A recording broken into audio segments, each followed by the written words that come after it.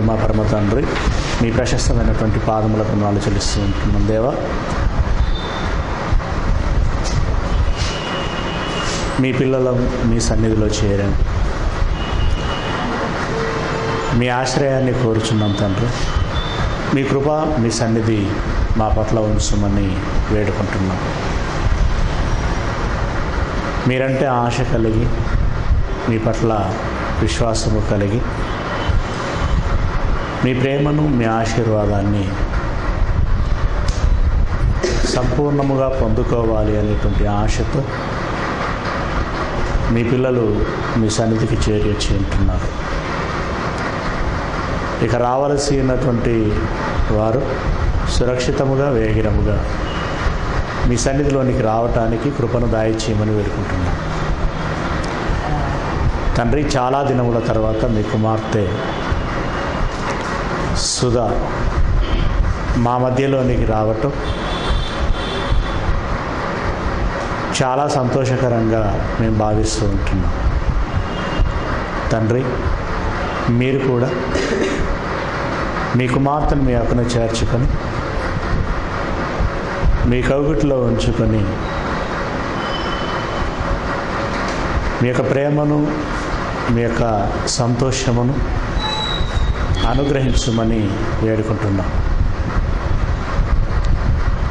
ఇక కొద్ది నిమిషములు మీ యొక్క మాటలను ధ్యానించాలని ఆశపడుతూ ఉంటుండగా ధ్యానించనగినటువంటి లేఖన భాగాలను గ్రహించగలిగేటువంటి పెద్ద మనస్సులను మాకు అనుగ్రహించమని వేడుకుంటున్నాం. పరిశుద్ధాత్మీక తోడును మా అందరికీ అనుగ్రహించమని మీ ప్రియుడు మా ప్రభువునైనటువంటి క్రీస్తు యేసు వారి శ్రేష్టమైన నామమున ప్రార్థించి వేడుకుంటున్నాం మా పరమ తండ్రి. చేరి వచ్చిన ప్రియులైన మీ అందరికీ ప్రభు నామమున వందనములు, శుభములు చెల్లిస్తుంటున్నాను. ఈ దినమున మనం ఆలోచించేటువంటి అంశం ఏంటనగా, శిశు ప్రసూతి వలన రక్షణ కలుగుతుందా? శిశు ప్రసూతి వలన రక్షణ కలుగుతుందా?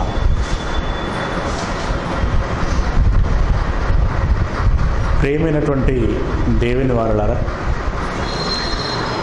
లోకములో ఉన్నటువంటి ఒక నానుడి ఏంటంటే,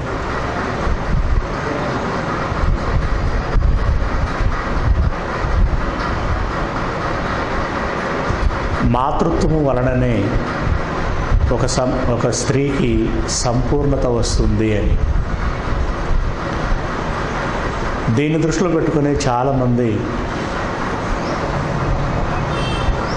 పిల్లలను కనాలి అనేటువంటి ఒక తాపత్రయము బాగా కలిగి ఉంటారు.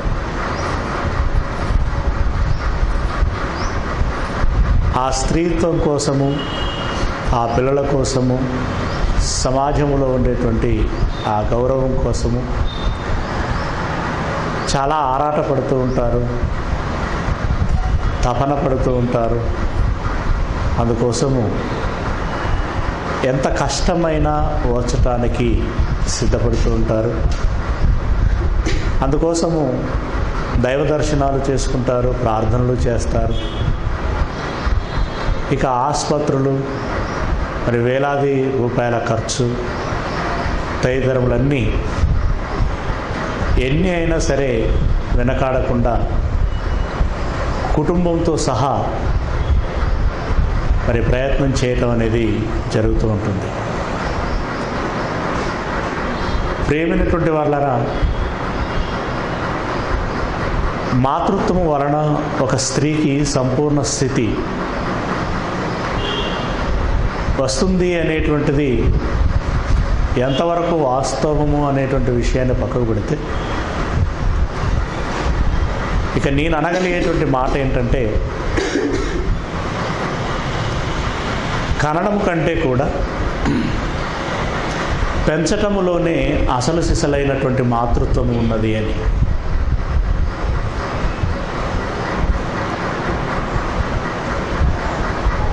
చాలామంది వారి కోసమో వారి కోరికల కోసమో పిల్లలను కని బజారున విడిచిపెడుతున్నటువంటి వారు చాలామంది ఉన్నారు. ఇలాంటి వారి యొక్క పరిస్థితి, దుస్థితి, దౌర్బల్యము చూస్తే చాలా బాధాకరంగా కనబడుతూ ఉంటుంది. తల్లిదండ్రుల యొక్క ప్రేమ లేక, ఆలన పాలన లేక, సంరక్షణ లేక, మరి తల్లే తండ్రే మొదటి గురువు అనేటువంటి ఆ ఆచరణ లేక చాలామంది గాలికి పెరిగి మరి ఈ ప్రేమ, అనురాగము, ఆప్యాయతలు అనేటువంటి సెంటిమెంట్లు మనుషులలో లేక ఒక జంతువుల లాంటి క్రూర స్వభావాన్ని పెంచుకొని ఒక సద్దాం హుస్సేన్ లాంటి భయంకరులు తయారైనటువంటి వారు ఎంతోమంది సమాజంలో.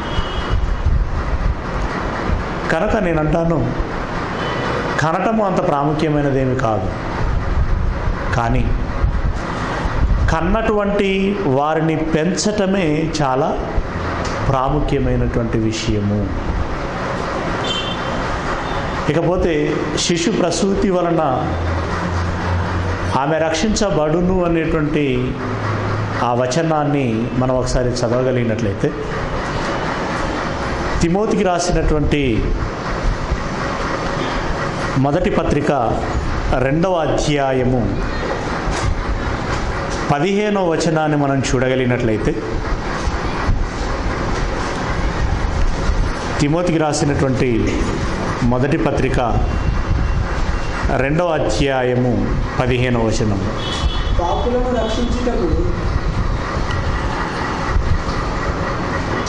అయినను వారు స్వస్థబుద్ధి కలిగి విశ్వాస, ప్రేమ, పరిశుద్ధతల యందు నిలకడగా ఉండిన ఎడల శిశు ప్రసూతి ద్వారా ఆమె రక్షించబడును అన్నారు. ఏమండి? ప్రసవము కంటే ముందు ఆ మనిషిలో ఉండవలసినటువంటి క్యారెక్టర్లు చెప్పాడు. అవి చాలా ముఖ్యమే. స్వస్థ బుద్ధి, విశ్వాసము, ప్రేమ, పరిశుద్ధత, 4 అంశాలు ఇచ్చాడు ఇక్కడ. స్వస్థ బుద్ధి, విశ్వాసము, ప్రేమ, పరిశుద్ధత. ఇవి ఏ తల్లిలోనైతే ఉంటాయో ఆ తల్లి యొక్క జీన్స్లో నుండి ఎంతో కొంత గర్భమున పెరుగుతున్నటువంటి పిల్లలకు సంక్రమించటానికి అవకాశము ఉంటుంది. అందుకే ఒక తల్లి గర్భము ధరిస్తున్నది అంటే గర్భాధారణకు ముందే ఇదిగో ఈ మంచి గుణములను కలిగి ఉండాలి అని అంటున్నాడు. మరలా ధ్యానించండి. ఏమంటున్నాడు? ఏ గుణాలు ఉండాలంటున్నాడు? స్వస్థ బుద్ధి, విశ్వాసము, ప్రేమ, పరిశుద్ధత. ఇవి కలిగి ఉండి శిశు ప్రసూతి అయినట్లయితే ఆ శిశు ప్రసూతి వలన ఆమె రక్షించబడుతుంది అని అన్నారు. ఇక్కడ ఉన్నటువంటి ఈ మాటను మనం లోతుగా ధ్యానించేటువంటి ప్రయత్నం చేస్తే, శిశు ప్రసూతి వలన రక్షించబడటము అనేటువంటిది వాస్తవమైతే, శిశు ప్రసూతి వలన మాత్రమే రక్షించబడితే మరి పిల్లలను కన్నటువంటి వారి యొక్క పరిస్థితి ఏంటి? పిల్లలను కన్నటువంటి వారి యొక్క పరిస్థితి ఏంటి? అంటే వారు రక్షింపబడరా? అంటే నరకమే వెళతారా? దీన్ని మనం ఏమని అర్థం చేసుకోవాలి? ప్రియమైనటువంటి వాళ్ళరా, ఇక్కడ ఉన్నటువంటి ఈ వచనాన్ని కేవలం ఇక్కడికి చదివి వదిలిపెట్టినప్పుడు నిజంగా దీని యొక్క భావము ఎంత మాత్రమును మనకు అర్థమయ్యేటువంటి అవకాశం లేదు. చాలా సందర్భాలలో ఇది చిక్కులో పెట్టినటువంటి సమస్య. కానీ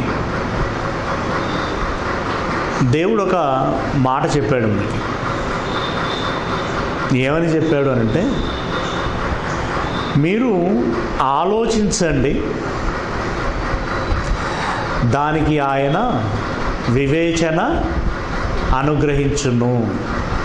అంటే ఏదైనా ఒక విషయము, సందర్భము మనకు అర్థం కానప్పుడు దాని గురించి మనం పదే పదే ఆలోచించటము చేస్తూ ఉన్నప్పుడు, ప్రయత్నిస్తూ ఉన్నప్పుడు తప్పకుండా దానికి వివేచన అనేటువంటిది అనుగ్రహిస్తాడు అని అన్నాడు. కనుక విషయం అర్థమయ్యేంత వరకు మనం ఏం చేస్తూ ఉండాలన్నమాట? ఆలోచిస్తూ ఉండాలి. బస్సులో కూర్చున్నాం అనుకో, ఆలోచిస్తూ ఉండాలి. పక్కన ఉన్నవాడి, ఏంట్రా అంత బాగా ఆలోచిస్తున్నావు? ఏమీ లేదు అనొద్దు. ఇదిగో పలాని విషయాన్ని ఆలోచిస్తున్నాను అనాలి. వారికి ఏమైనా తోయొచ్చు, వారికి ఏమైనా తెలిసి ఉండొచ్చు, చెప్పడానికి అవకాశము ఉండొచ్చు. కనుక ప్రయాణంలో ఉన్న, ఇంటిలో ఉన్న, ఇంకా విరామ సమయంలో బైబిల్ ముందు పెట్టుకొని దాన్ని పదే పదే నెమరు వేస్తూ ఆలోచిస్తూ ఉంటే దాని యొక్క విషయం మనకి అర్థం అవ్వటానికి అవకాశం ఉంటుంది. ఇంతకీ దీని యొక్క భావం ఏంటి అని మనం ఆలోచించడానికి ప్రయత్నం చేసినప్పుడు చాలా మట్టుకి తెలుగు బైబిల్లో హిబ్రూ గురించి నాకు అంతగా తెలియదు, కానీ ఇంగ్లీష్ బైబిల్లో ఉన్నటువంటి దానికంటే కూడా తెలుగు బైబిల్లో వివరణ ఎక్కువగా ఉంటుంది. విశదీకరణ ఎక్కువగా ఉంటుంది. ఏమండి? ఇకపోతే మన మాతృభాష కూడా తెలియ అవ్వటం మూలంగా భావ వ్యక్తీకరణ అనేటువంటిది మన హృదయాలను తాకుతూ ఉంటుంది, ఆ పదజాలం. కనుక ఎక్కువగా తెలుగు బైబిల్కే ప్రాధాన్యతనివ్వటానికి ప్రయత్నము చేస్తూ ఉంటాం. కానీ అక్కడక్కడ మరి ట్రాన్స్లేట్ చేయబడినటువంటి భాగాలు గనక భావము ఎరగనటువంటి వారు భాషను మాత్రమే ఎరిగి ఉంటే మరి ఈ ట్రాన్స్లేషన్లో భావదోషము జరగడానికి అవకాశం ఎక్కువగా ఉంటుంది. కనుక ఆయా సందర్భాలలో ఇలా క్లిష్టంగా ఉన్నటువంటి సందర్భాలను ఎందుకైనా మంచిది అని చెప్పి మరి ఇది ఎందులో నుండి ట్రాన్స్లేషన్ చేసేటువంటి అవకాశం ఎక్కువగా ఉందో ఆ భాగాలలోనికి వెళ్ళిపోవటం మనకు మంచిది. కనుక ఈ వచనమును గురించి ఇంగ్లీష్ బైబిల్లో ఏమని వ్రాయబడింది అని చూసినప్పుడు కింగ్ జేమ్స్ వర్షన్లో ఉన్నటువంటి మాట ఏంటంటే, ఇక్కడ శిశు ప్రసూతి అనేటువంటి ఆ పదము దగ్గర ఉండేటువంటి పదజాలం ఏంటంటే ఇంగ్లీష్లో చైల్డ్ బియరింగ్ అనేటువంటి పదం ఉంటుంది. అంటే ఏంటన్నమాట చైల్డ్ బియరింగ్ అంటే?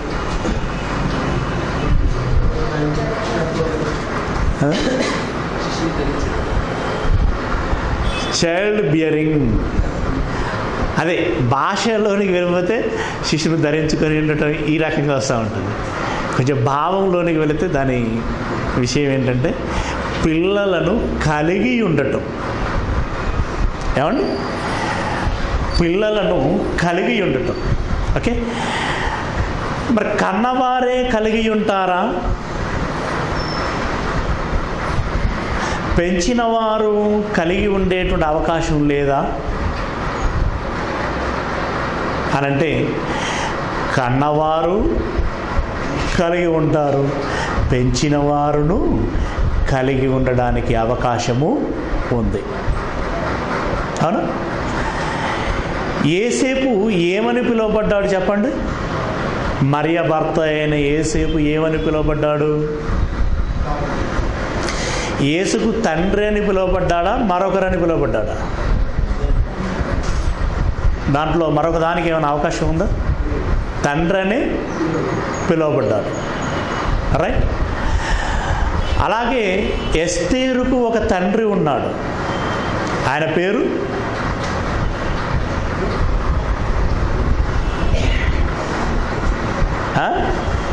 ఎస్తేరు తండ్రి పేరే పేరు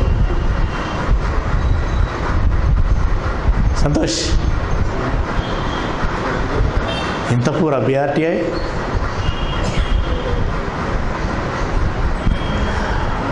మొర్దకై. కాకపోతే ఆయన కన్న తండ్రి కాదు, పెంచిన తండ్రి. కానీ తండ్రిగానే చలామణి అవుతూ ఉంటాడు. అంటే కనకపోయినప్పటికీ తండ్రులుగా ఉండడానికి అవకాశం. వాస్తవానికి ఎస్తేరు యొక్క జీవితాన్ని తీర్చిదిద్దింది ఎవరు? మొర్దకై కదా.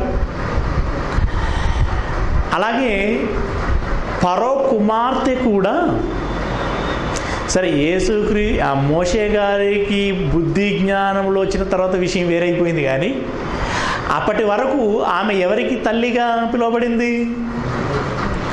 మోషేకు తల్లిగా. కొంత పెద్ద అయిన తర్వాత విషయం అర్థమైపోయిన తర్వాత మీరు ఐగుప్తీయులు, మేమేమో హెబ్రీయులం, నువ్వు నాకు తల్లి అవ్వటం ఏంటి, ఇది ఎలా అని చెప్పేసి ఆ వర్షన్ వచ్చినప్పుడు ఒరి నాన్న అట్లా నగరా నేను ఇన్ని రోజులు పెంచుకున్నారా, వచ్చినప్పుడు నువ్వు అమ్మాని పిలువురా, నువ్వు అట్లా నగరా అని చెప్పేసి ఆమె బదిలాడుకుంది కదా.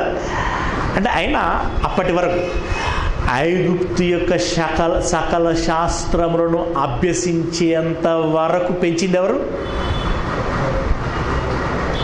మరో కుమార్తె కదా. ఇలా చరిత్రలో మన సమకాలిక కాలములో ప్రజలలో కూడా కన్నవారే కాకుండా పెంచిన వారు కూడా తల్లిదండ్రులుగా ఉంటున్నారు. ఇక ఆ మాటకు వస్తే, కనటము కష్టమా, పెంచటము కష్టమా?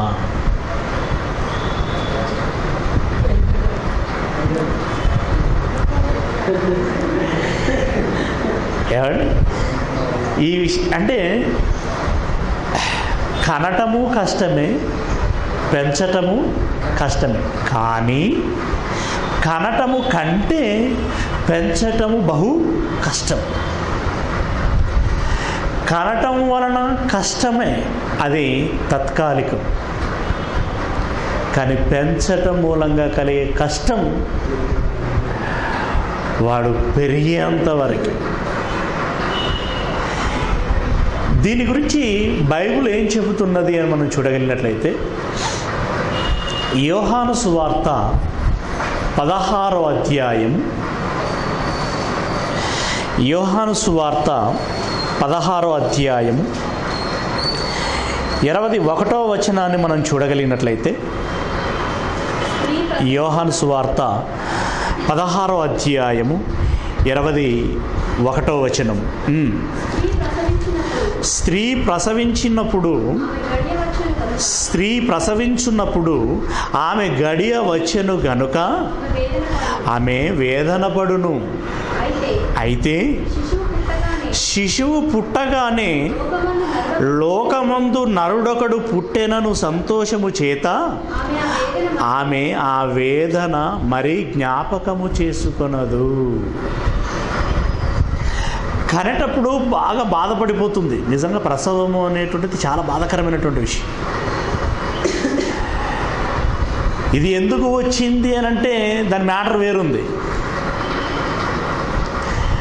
ఇది దేవుడు పెట్టిన ఒక శాపం. ఆది కాలంలోనే అన్నాడు దేవుడు, ఏమని? నీకు ప్రసవ వేదన కలుగును, నువ్వు ప్రసవ వేదన పడుదు. ఎందుకు అనంటే ఇంకా మన అవ్వ చేసిన తప్పు. అంటే ప్రసవ వేదన అనేది ఉంటుంది. వేదన అంటే ఏమంటే బాధ, ఆ పదజాలం యొక్క తీవ్రత వేరండి. కష్టము దాని తీవ్రత వేరు. శ్రమ దీని రేంజ్ పెరుగుతూ ఉంటుంది. బాధ, కష్టం, శ్రమ వేదన అంటే ఇది తీవ్రమైనది అన్నమాట. అంత తీవ్రమైనటువంటి కష్టము. అయితే ప్రసవించున్నప్పుడు ఆ ప్రసవ వేదన పడును, కానీ కుమారుడు లేదా ఒక కుమార్తె పుట్టినప్పుడు ఏమనుకుంటుందట? లోకమందు నరుడొకడు పుట్టెనను అనేటువంటి సంతోషము చేత ఆ వేదనను జ్ఞాపకం చేసుకున్నదు, అంటే మరచిపోవును. వాస్తవానికి మీరు చూడండి, లేబర్ రూము లేదా డెలివరీ రూముకు తీసుకెళ్ళిన తర్వాత ఆ బాధకు తాళలేక విపరీతమైనటువంటి రోదన, ఏడుస్తూ ఉంటారు, కేకలు వినబడుతూ ఉంటాయి. అలా ఏడ్చి ప్రసవించిన తర్వాత పిల్లవాడు కేవ్ అని అనగానే తల్లి ఒక్కసారిగా తన దుఃఖాన్ని ఆపేసి కన్నటువంటి బిడ్డను ఆతృతగా చూడటానికి ప్రయత్నం చేస్తుంది. అలా పుట్టిన వాణ్ణి పట్టుకొని పొదిమిలో ఒత్తి పెట్టుకుంటుంది. అప్పుడు ఏమవుతూ ఉంటుంది అనంటే మెల్లిమెల్లిగా మానసికంగా అప్పటి వరకు ప్రసవించినటువంటి ఆ బాధ మరుగైపోతూ ఉంటుంది. కళ్ళ ముందు కనబడుతున్నటువంటి ప్రతి రూపాన్ని బట్టి ఆనందం వికసిస్తూ ఉంటుంది. ఏమండి? ఆనందం పెరుగుతుంటుంది. అంటే ఈ ఆనందము ఆ బాధను ఏం చేస్తుంది? మరుగు చేస్తుంది. అందుకే ప్రసవించినప్పుడు వేదన పడుతుంది, కానీ కుమారుడు పుట్టగానే దానిని మరిచిపోతుంది. ప్రసవించటము అనంటే మామూలుగా అన్ని విధాలుగా ఆరోగ్యవంతులకైతే అంటే 10-15 నిమిషాలలో అయిపోయేటువంటి డెలివరీ కార్యక్రమం. ఇంకా కొన్ని సమస్యలు ఉన్నాయితే అర్ధగంట, గంట, 2 గంటలు ఇలా సమస్య ఉంటుంది. ఇది ప్రసవించున్నప్పుడు కలిగేటువంటి బాధ. మరి పెంచేటప్పుడు కలిగేటువంటి బాధ ఎలాగుంటుంది? ఏమండి? తిమోతికి ఒక తల్లి ఉంది. ఆయన పేరేం పేరు? అవ్వ పేరు లోయి. తల్లి పేరు ఏంటి? అంత మళ్ళా మనం రివర్స్ అయిపోతున్నట్టున్నా. తల్లి పేరు ఏం పేరు? చూడండి, బైబిల్ అన్నా చూడండి. తల్లి పేరు యూనికే కదా. నీ అవ్వ అయిన లోయిలోను నీ తల్లి అయిన యూనికేలో వసించిన విశ్వాసమే నీలో ఉన్నది అనంట. రైట్. ఇప్పుడు తిమోతి గారి యొక్క తల్లి ఎవరన్నమాట? ఇప్పుడు యూనికే. తండ్రేమో గ్రీకు దేశస్థుడు కదా. వాస్తవానికి శారీరకంగా తల్లిదండ్రులు వీరు, కానీ వీరి కుమారుణ్ణి పెంచింది ఎవరో తెలుసా? వీళ్ళ కుమారుణ్ణి పెంచింది పౌలు. అందుకే తిమోతిని ఉద్దేశించి పౌలు ఉపయోగించినటువంటి పదజాలము ఏంటి అని అంటే, ఆ తిమోతికి రాసినటువంటి 2 పత్రికలలో ఉంటుంది. ఒకవేళ మొదటి పత్రికే చూడాలి అని అనుకుంటే 2వ వచనం చూడండి. 2వ పత్రిక చూడాలి అనుకుంటే మొదటి వచనం చూడండి. చదవండి, ఏదో ఒక వచనం చదవండి. విశ్వాసమును బట్టి నా నిజమైన కుమారుడగు తిమోతికి శుభమని చెప్పి వ్రాయినది. నిజమైన కుమారుడు అని అంటున్నాడు అక్కడ. నిజమైన కుమారుడు. ఇంతకీ నిజమైన తండ్రి ఎవరు? నిజమైన తండ్రి గ్రీకు దేశస్థుడా, పౌలా?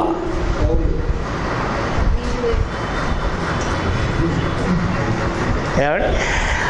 మామూలుగానైతే శారీరకంగా తండ్రి గ్రీకు దేశస్థుడు, తల్లి యూనికే. కానీ పౌలు ఇలా అంటాడేంటి?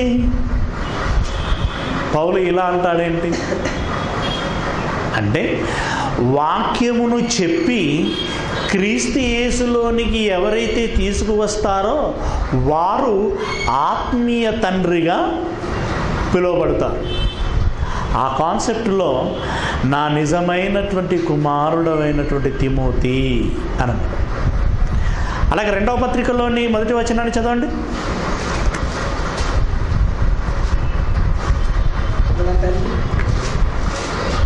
మొదటి వచనం, క్రీస్తు యేసునందున్న జీవమును గూర్చినటువంటి వాగ్దానమును బట్టి దేవుని చిత్తము వలన క్రీస్తు యేసు అపోస్తలుడైనటువంటి పౌలు ప్రియకుమారుడైన తిమోతికి అంటే ఇష్టమైన కుమారుడు అని అంటున్నాడు. ప్రియులరా, కన్నటువంటి యూనికే ద్వారా తిమోతికి వచ్చినటువంటి విశ్వాసము ఏ విశ్వాసం చెప్పండి? ఏ విశ్వాసము? అంతకుముందు యూదులు ఏ విశ్వాసాన్ని అయితే కలిగి ఉన్నారో ఆ బాపతు విశ్వాసము తిమోతిలోనికి వచ్చింది. కానీ ఆ విశ్వాసము ద్వారా లేదా ధర్మశాస్త్ర సంబంధమైనటువంటి ఆ క్రియల ద్వారా మనుషులు రక్షించబడేటువంటి అవకాశము క్రీస్తు యేసు వచ్చిన తర్వాత లేదు. కనుక ఇప్పుడు వారు ఏమవ్వాలి? ఆ ధర్మశాస్త్రములో నుండి బయటికి రావాలి.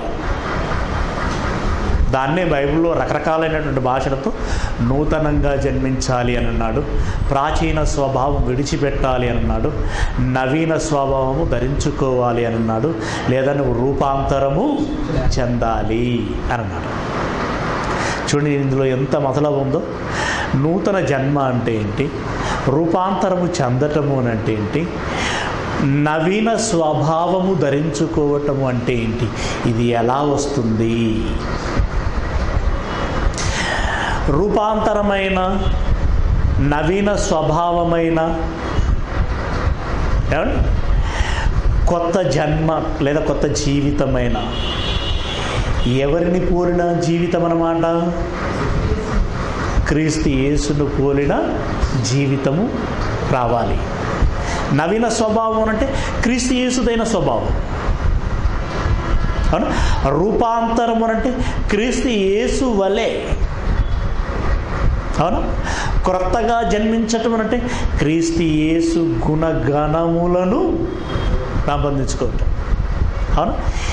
అంటే ఏదేమైనా క్రీస్తు యేసునకు కలిగిన సంపూర్ణత మనకును కలుగవలయునని అని అంటాడు. ఈ పదం ఎక్కడ ఉంటుందో, ఈ సెంటెన్స్ ఎక్కడ ఉంటుందో మీకు ఏమైనా ఐడియా ఉందా? ఫిలిప్పీలు రాసిన పత్రిక అనుకుంటా, బహుశా చూడాలి. ఫిలిప్పీలు రాసినటువంటి పత్రిక